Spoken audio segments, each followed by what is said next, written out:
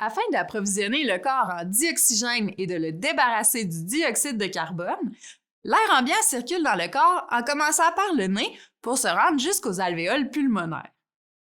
Observons plus en détail le passage de l'air dans le système respiratoire. L'air entre d'abord dans le système respiratoire par les narines et atteint les fosses nasales.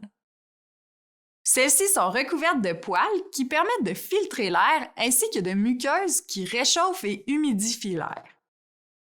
L'air arrive ensuite dans le pharynx, qui est l'intersection entre le système respiratoire et le système digestif.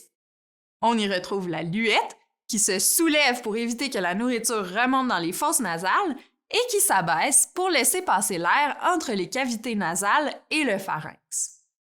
La structure suivante est le larynx. Il contient l'épiglotte et les cordes vocales.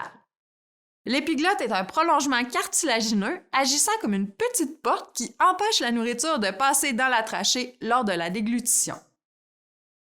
Lors du passage de l'air, 2 fibres musculaires vibrent. Il s'agit des cordes vocales. Selon leur ouverture, elles produisent des sons plus ou moins graves ou aigus. Après être passé par le larynx, l'air pénètre dans la trachée. Il s'agit d'un tube muni d'anneaux cartilagineux qui relie le larynx au poumon.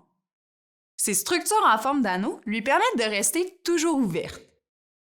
La trachée est recouverte de mucus et de cils vibratiles qui font remonter les corps étrangers plutôt que de les laisser pénétrer dans les poumons.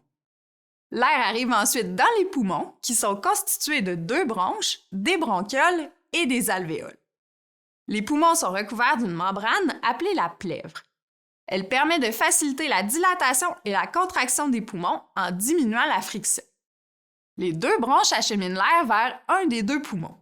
Elles sont aussi recouvertes de cils vibratiles et de mucus pour faire remonter les poussières vers l'entrée du système respiratoire. Les bronches se ramifient ensuite en bronchioles.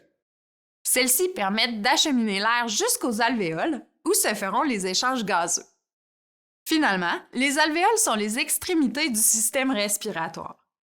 Elles sont regroupées en amas appelés sacs alvéolaires. Leur forme permet de maximiser la surface de contact avec l'air et optimise les échanges gazeux avec le sang. Chaque sac alvéolaire est enveloppé de minuscules vaisseaux sanguins appelés capillaires. C'est à travers eux et la mince paroi humide des alvéoles que se font les échanges gazeux. À la suite des échanges gazeux, l'air retourne vers l'extérieur du corps en parcourant le chemin inverse. L'air passera donc par les bronchioles, les bronches, la trachée, le larynx, le pharynx et finalement les fosses nasales.